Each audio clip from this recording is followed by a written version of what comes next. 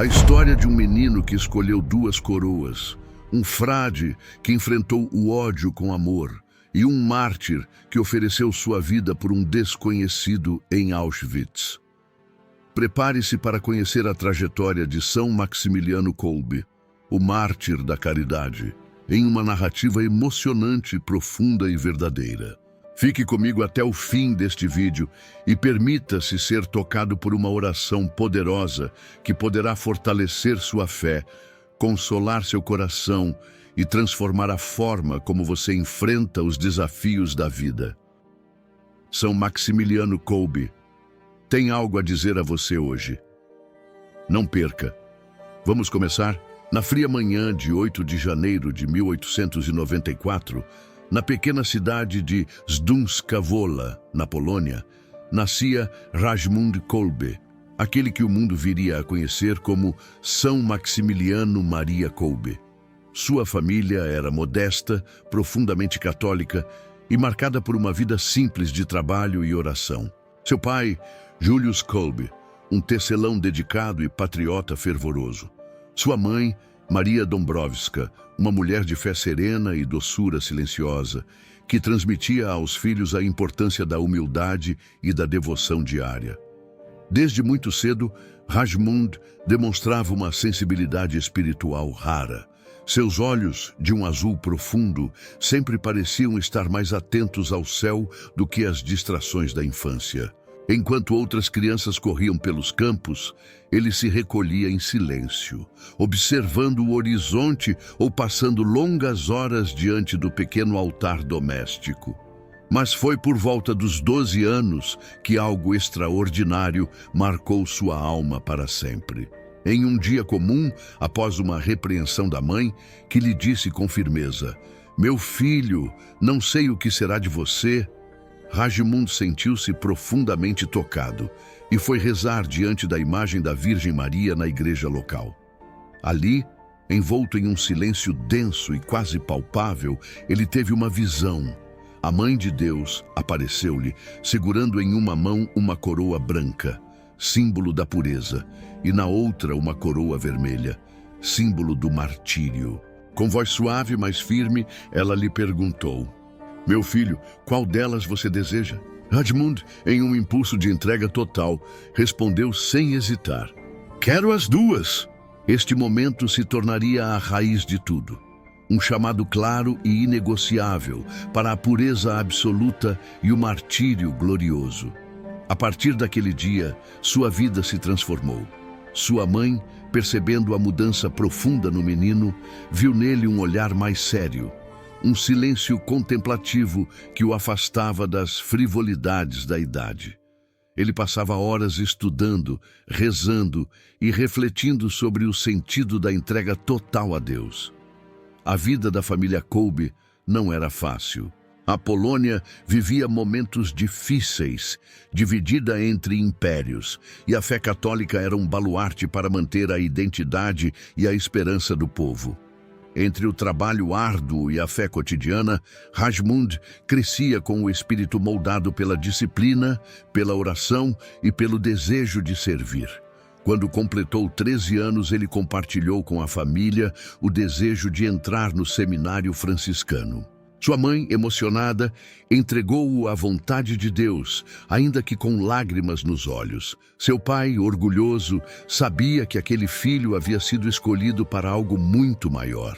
Em 1907, Rajmund deixou o lar e seguiu para o seminário menor dos franciscanos conventuais, em Lwów. O frio cortante daquela manhã parecia não afetá-lo. No trem, ele levava consigo apenas uma pequena bolsa, um terço enrolado nas mãos e a imagem da Virgem impressa no coração. Longe de casa, enfrentou dificuldades, a saudade, a solidão e os desafios dos estudos. Mas a visão das duas coroas estava sempre viva em sua memória. Cada oração rezada no silêncio da madrugada, cada livro estudado sob a luz tremeluzente de uma vela, eram passos na direção do altar da entrega total. Sua vocação se solidificava e a cada ano Rajmund tornava-se mais consciente da missão que Deus lhe confiava.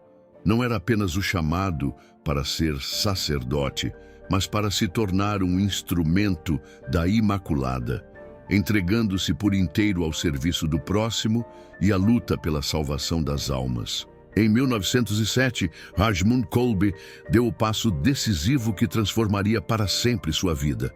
Ingressou na Ordem dos Franciscanos Conventuais, em Lwów, na atual Ucrânia. Ao vestir o hábito, adotou o nome Maximiliano Maria, em honra à Imaculada Conceição, a quem ele já amava com devoção fervorosa. O seminário não era apenas um lugar de estudo, mas um terreno onde Deus lapidava almas escolhidas. Maximiliano mostrava-se incansável. Seu intelecto era vivo e ávido. Dedicava-se com afinco à filosofia, teologia e ciências, sem jamais esquecer o compromisso espiritual. As madrugadas eram silenciosas e muitas vezes ele era visto ajoelhado em oração profunda, mesmo após um longo dia de estudo. A presença da Imaculada era para ele um consolo constante, como se a visão das duas coroas estivesse sempre à sua frente, iluminando cada passo. Em 1912, seus superiores, percebendo suas qualidades excepcionais, enviaram-no para Roma para continuar os estudos. A viagem foi longa e difícil, mas Roma representava o coração da Igreja e Maximiliano sentia-se chamado a estar ali. Ao chegar à Cidade Eterna, ele se viu diante da grandiosidade da fé católica, mas também da dureza dos desafios espirituais e intelectuais. Em Roma, o ambiente era exigente e, ao mesmo tempo, inspirador. As basílicas majestosas, as relíquias dos mártires e a presença constante de peregrinos do mundo inteiro enchiam seu coração de reverência e zelo. No entanto, Maximiliano também testemunhava um tempo de ataques contra a Igreja. Foi nesse contexto que, em 1917, no centenário das aparições de Fátima, Maximiliano fundou a Milícia da Imaculada, um movimento que buscava a conversão dos pecadores e dos inimigos da Igreja por meio da consagração total a Maria. Junto a um pequeno grupo de frades, ele jurou lutar sob o estandarte da Imaculada, utilizando todos os meios possíveis para espalhar o amor de Deus. A vida em Roma era também feita de privações. O jovem frade enfrentava doenças recorrentes, fraqueza física e noites de febre alta. No entanto, jamais reclamava. Pelo contrário, oferecia cada sofrimento como um presente à Mãe Santíssima. Ele dizia: pela Imaculada tudo, sofrer, trabalhar, morrer, tudo por ela. Em 1918, foi ordenado sacerdote. Na celebração da primeira missa, seus olhos brilhavam de emoção e lágrimas discretas escorriam enquanto ele levantava a hóstia consagrada, sentindo-se pequeno diante da grandeza do mistério que agora celebrava. Em Roma, aprendeu também o poder dos meios de comunicação, começando a sonhar com publicações que levassem a mensagem da fé e da Imaculada ao maior número possível de pessoas. Esse desejo começava a ferver dentro dele e se tornaria mais adiante um dos grandes pilares de sua missão.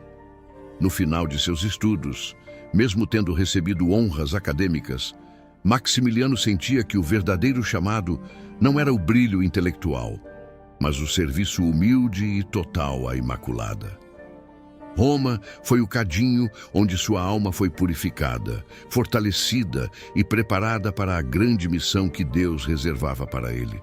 Com o coração cheio de ardor missionário, ele partiu de volta à Polônia, carregando não apenas diplomas, mas um propósito claro: ser instrumento de Deus para levar luz onde havia trevas e esperança onde reinava o desânimo. Ao retornar à Polônia, em 1919, São Maximiliano Kolbe encontrou um país marcado pelas cicatrizes da Primeira Guerra Mundial e por profundas tensões sociais e espirituais. A nação buscava reconstruir-se, mas o vazio espiritual e o avanço das ideologias anticristãs preocupavam profundamente o jovem sacerdote. Ele não perdeu tempo. movido por um zelo incansável, começou a colocar em prática os sonhos que havia cultivado em Roma. Seu primeiro grande projeto foi a fundação da Milícia da Imaculada em solo polonês. Aos poucos, pequenos grupos começaram a se formar, e a chama da devoção à Imaculada espalhava-se como um fogo silencioso, mas incontrolável. Em 1922, Maximiliano fundou a revista Rycerz Niepokalanei, o Cavaleiro da Imaculada, um periódico destinado a difundir a fé católica e combater as forças do mal com inteligência, caridade e verdade. A revista, impressa de forma modesta no início, logo alcançou milhares de lares. As palavras de Maximiliano tinham o poder de tocar corações, esclarecer dúvidas e reacender a fé. Cada edição era recebida como um bálsamo em tempos de desânimo. Mas ele não parou aí. Seu sonho era maior, uma verdadeira cidade consagrada à Imaculada. Em 1927, esse sonho tomou forma com a criação de Niepokalanów, a Cidade da Imaculada. O terreno, inicialmente simples e quase desolado, foi transformado em um reduto de oração, trabalho e evangelização. Niepokalanów crescia com rapidez impressionante. Jovens ingressavam como frades, dispostos a viver uma vida de entrega total, seguindo o exemplo do fundador. Ali, ninguém possuía nada. Tudo era partilhado. O ambiente era simples, mas vibrante de amor fraterno. O som das prensas de impressão trabalhando dia e noite, o murmúrio das orações nos corredores, o tilintar do sino chamando para a missa, tudo compunha a atmosfera de uma cidade entregue ao céu. Maximiliano mostrava-se um líder incansável. Ele mesmo participava das tarefas mais humildes, carregava pacotes de papel, varria os corredores e ajudava na cozinha. Sua humildade conquistava a todos, e seu sorriso era o alívio dos cansados. A cada ano, a revista O Cavaleiro da Imaculada aumentava sua tiragem, alcançando centenas de milhares de exemplares. As publicações não se limitavam a textos espirituais. Traziam também respostas às angústias cotidianas, ensinamentos práticos sobre a fé e testemunhos que fortaleciam almas vacilantes. A cidade foi equipada com modernas máquinas de impressão, oficinas e áreas de cultivo. Nada era desperdiçado. Tudo era feito com ordem e disciplina, mas, sobretudo, com espírito de serviço. Maximiliano sabia que evangelizar não era apenas pregar palavras, mas também dar testemunho pela organização, beleza e dignidade do trabalho. Em pouco tempo, Niepokalanów tornou-se um farol de luz em meio às trevas que ameaçavam o mundo. O número de vocações crescia e peregrinos vinham de várias regiões para conhecer aquele lugar especial, onde a vida parecia ter um ritmo diferente, um ritmo de oração e ação constante. A confiança de Maximiliano na Imaculada era absoluta. Em todas as dificuldades, ele dizia: "Ela providenciará."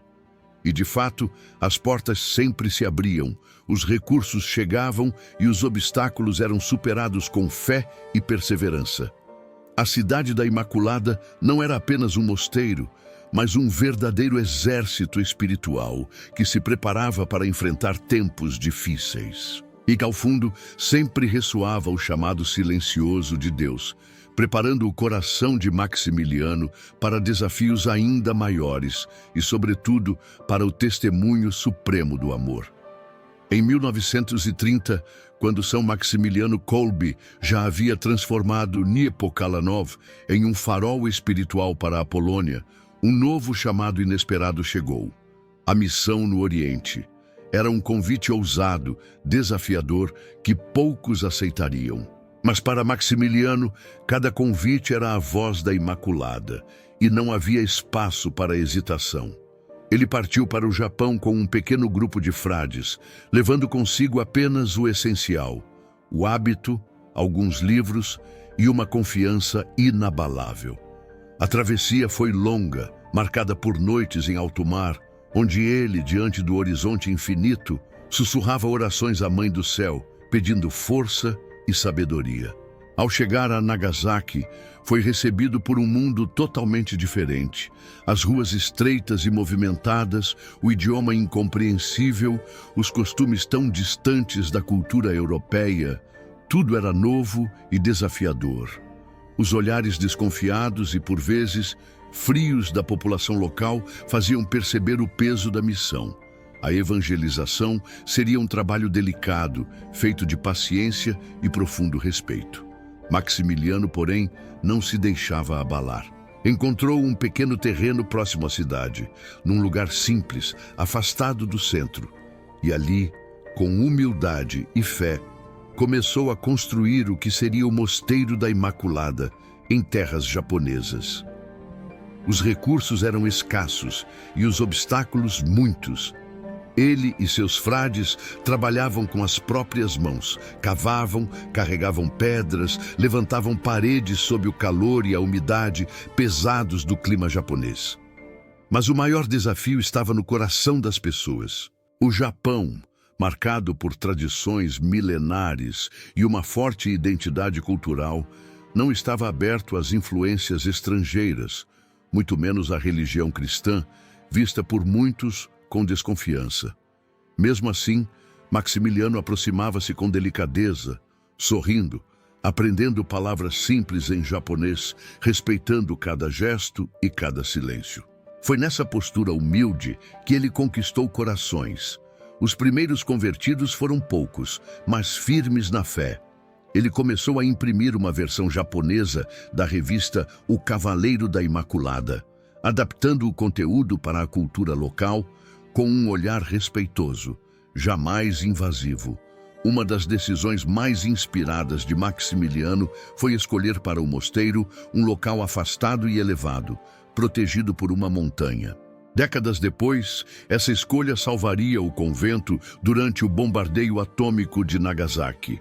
A explosão devastou grande parte da cidade, mas o mosteiro permaneceu de pé, como um sinal visível da proteção divina. Durante sua permanência no Japão, Maximiliano enfrentou privações.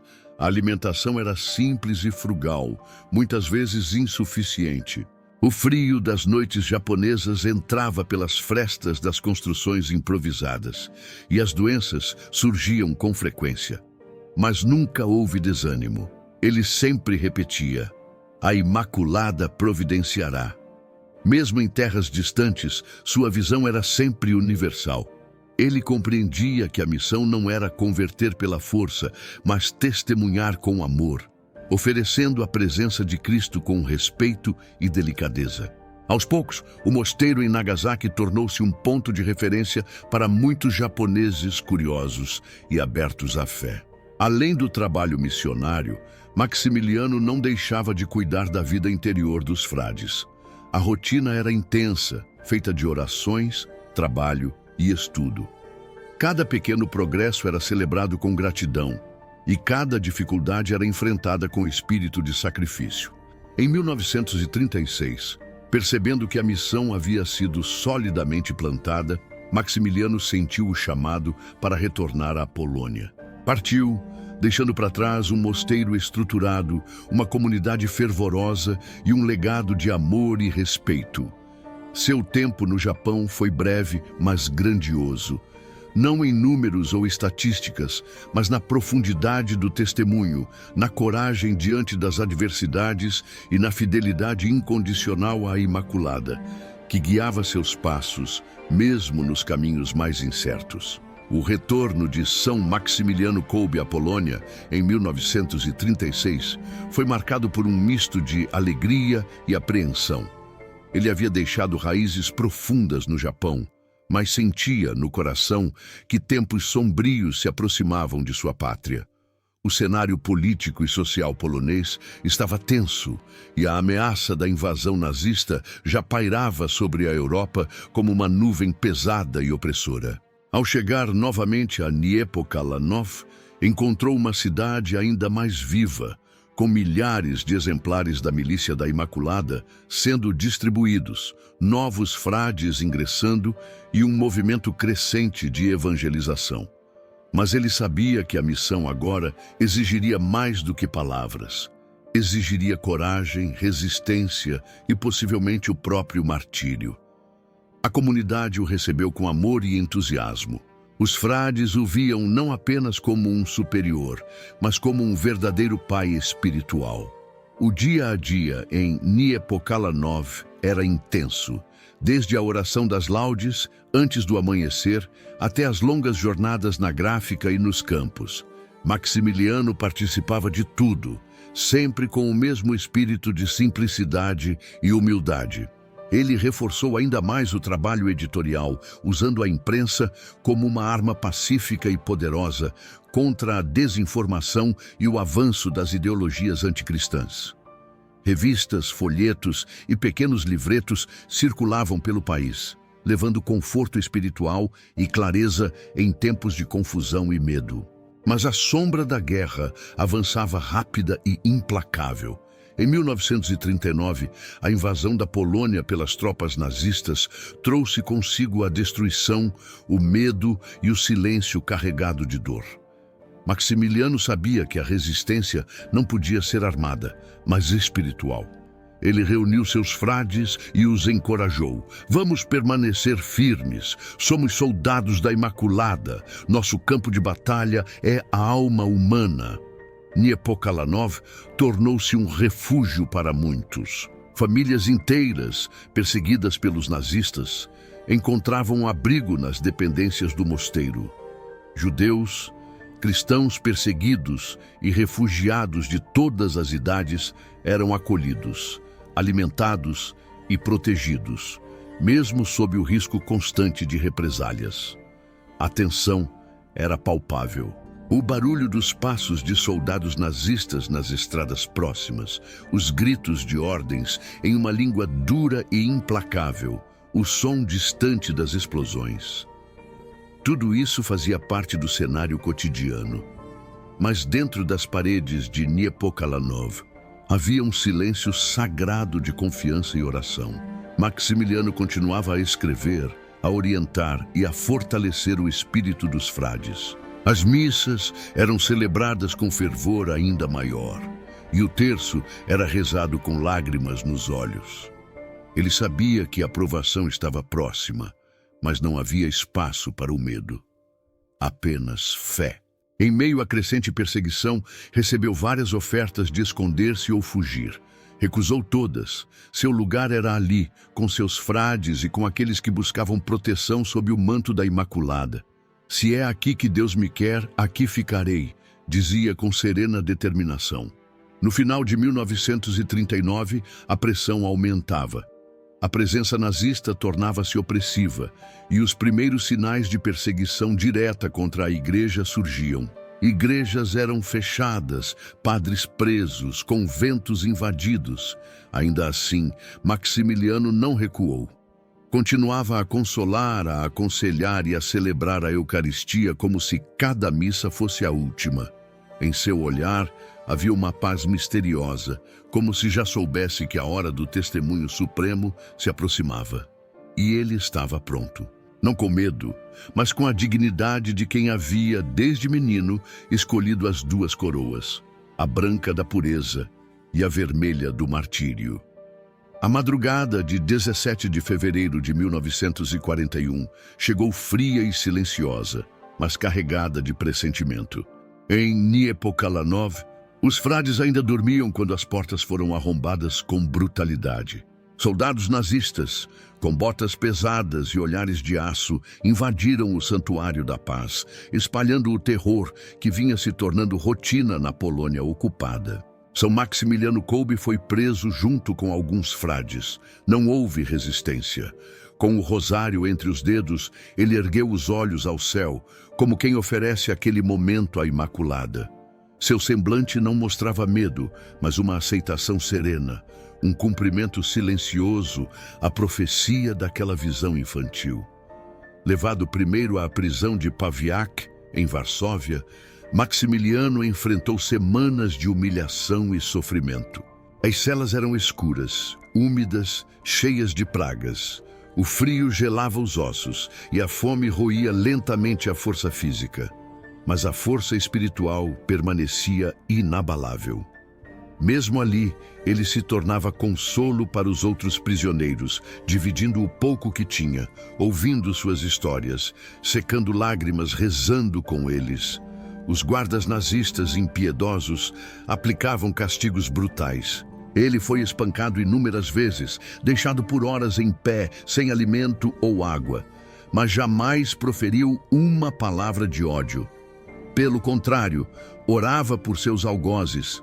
Esse amor heróico começou a tocar o coração de muitos prisioneiros, que encontravam em seu exemplo um raio de luz na escuridão impenetrável da prisão. Em maio de 1941, veio a transferência para o inferno na Terra, o campo de concentração de Auschwitz. Lá, a brutalidade atingia o seu auge. O cheiro da morte pairava no ar.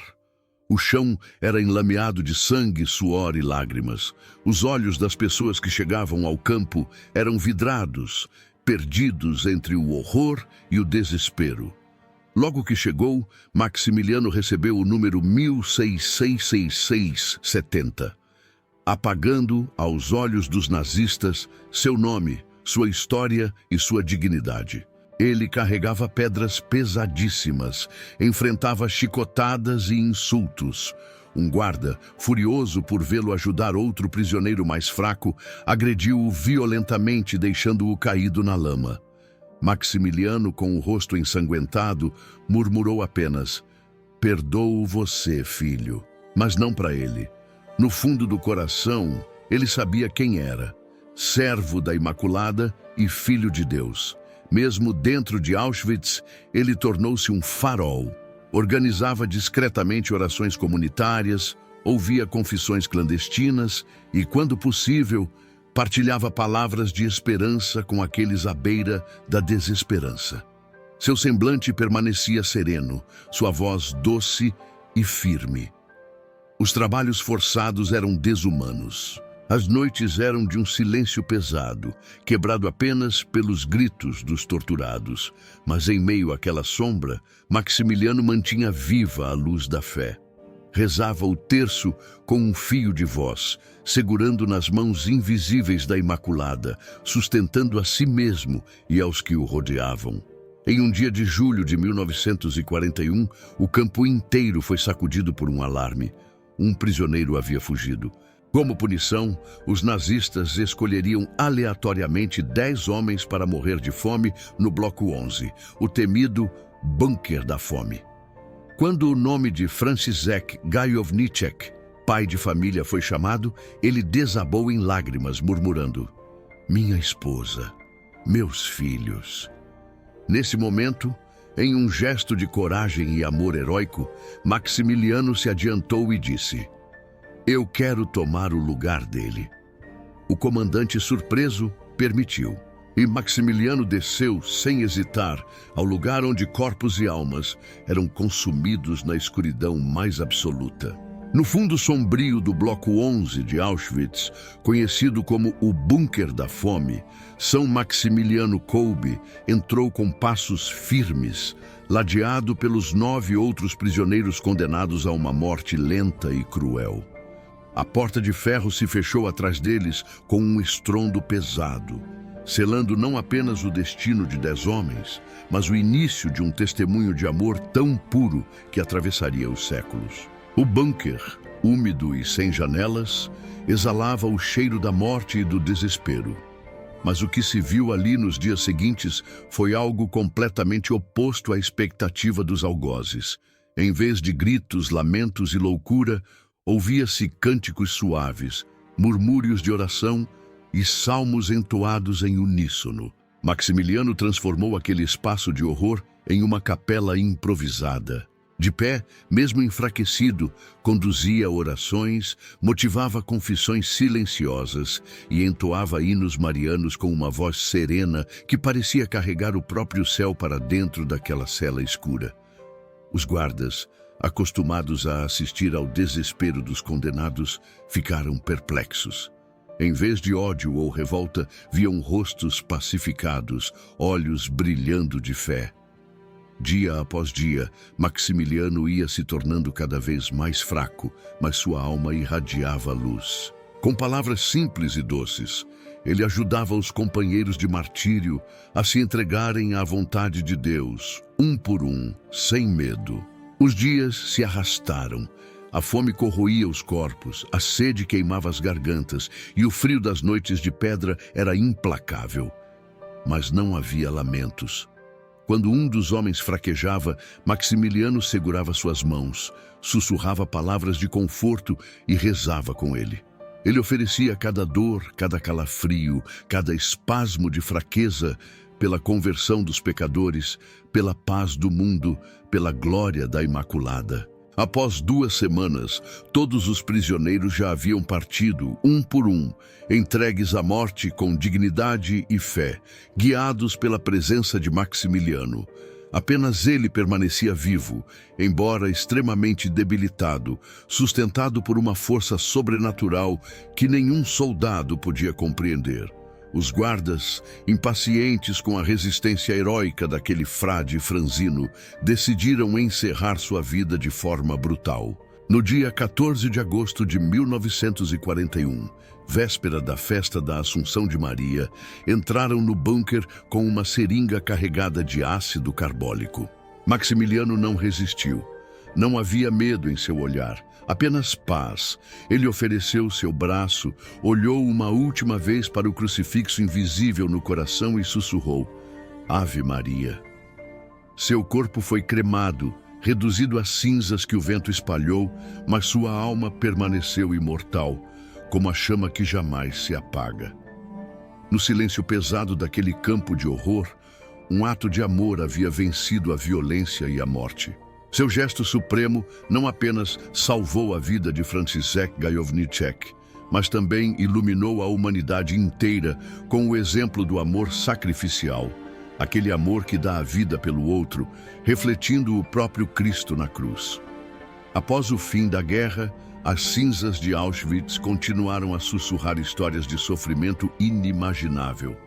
Mas entre essas cinzas, brilhou o nome de São Maximiliano Kolbe, cuja vida e morte não puderam ser apagadas. Seu sacrifício tornou-se conhecido no mundo inteiro, e a sua história passou de boca em boca, como uma luz que rompia a escuridão da memória daquele tempo de horrores. Franciszek Gajowniczek, o homem cuja vida fora poupada, jamais deixou de testemunhar o ato heróico que lhe dera uma segunda chance. Em cada palavra, em cada lágrima, ele falava não apenas de gratidão, mas de admiração profunda por aquele homem de Deus que havia escolhido morrer em seu lugar. O processo de reconhecimento oficial da santidade de Maximiliano Kolbe começou pouco tempo depois. Em 1971, o Papa Paulo VI o beatificou, reconhecendo-o como mártir da caridade, um título que resumia perfeitamente o gesto supremo do amor que ele havia vivido. A cerimônia de beatificação foi emocionante. Peregrinos da Polônia e de todo o mundo enchiam a Praça de São Pedro, muitos deles com terços nas mãos, outros com lágrimas nos olhos. As palavras do Papa ecoaram no coração de todos. Um mártir, não apenas por causa da fé, mas pela caridade. Um homem que fez de sua vida um dom total. Mas o reconhecimento pleno ainda viria em 1982, quando o Papa João Paulo II, ele próprio polonês e profundamente tocado pela história de Maximiliano, o canonizou diante de uma multidão que transbordava fé e emoção. Foi um dos momentos mais marcantes da história da Igreja no século XX. Naquela cerimônia, Franciszek Gajowniczek estava presente. Envelhecido, de cabelos brancos, mas com o coração palpitando de gratidão e emoção. Lágrimas escorriam por seu rosto enquanto ouvia João Paulo II declarar solenemente: São Maximiliano Maria Kolbe, mártir do amor. A Igreja reconhecia, naquele momento, não apenas um mártir, mas um sinal visível do Evangelho vivido até as últimas consequências. Um homem que escolheu a coroa branca da pureza e a coroa vermelha do martírio, exatamente como a Virgem Maria lhe mostrara quando ainda era um menino. O impacto de sua canonização foi imenso. Igrejas e capelas foram dedicadas a ele em todo o mundo. Seu exemplo inspirou gerações de religiosos, missionários, leigos e leigas que buscavam viver um amor mais profundo e um espírito de sacrifício verdadeiro. A cidade de Niepokalanów tornou-se um santuário, visitado por milhares de peregrinos todos os anos. Ali, onde as prensas de impressão antes soavam dia e noite, hoje ecoam cânticos, missas e orações fervorosas. No Japão, o mosteiro em Nagasaki permanece como um testemunho vivo de sua missão e da proteção providencial da Imaculada. A memória de São Maximiliano Kolbe não se limita ao heroísmo do martírio. Seu legado é um convite diário à entrega total, à confiança ilimitada em Maria e à coragem de amar até o fim, mesmo quando o fim parece um abismo escuro. Hoje, seu nome é lembrado como o Mártir da Caridade, um título que o mundo jamais esquecerá. A força do seu testemunho vive em cada coração que busca amar sem medidas, em cada alma que decide perdoar quando tudo convida ao ódio, em cada pessoa que escolhe doar-se pelo outro, mesmo nas pequenas coisas. Agora, convido você a um momento de profunda entrega e recolhimento. Respire fundo, silencie o coração e com toda a fé acompanhe esta oração poderosa a São Maximiliano Kolbe, o mártir da caridade, pedindo sua intercessão por coragem, fé inabalável e amor sacrificial. Ó glorioso São Maximiliano Kolbe, mártir do amor, servo fiel da Imaculada, tu que entregaste tua vida para salvar a de um irmão, ensina-nos a amar sem limites, a perdoar sem reservas e a confiar, com pureza de coração, nos desígnios do Pai Celeste. Tu que mesmo nas trevas do sofrimento iluminaste corações com palavras de paz e esperança, ajuda-nos a vencer o desânimo nas provações da vida. Intercede por nós quando fraquejamos, para que saibamos carregar nossas cruzes com humildade e serenidade. São Maximiliano, refúgio dos desesperados, consolador dos aflitos, fortalece-nos nos momentos de dor e incerteza. Que a tua entrega total nos inspire a doar-nos mais, a servir com alegria e a caminhar com firmeza na fé, mesmo quando tudo parece perdido.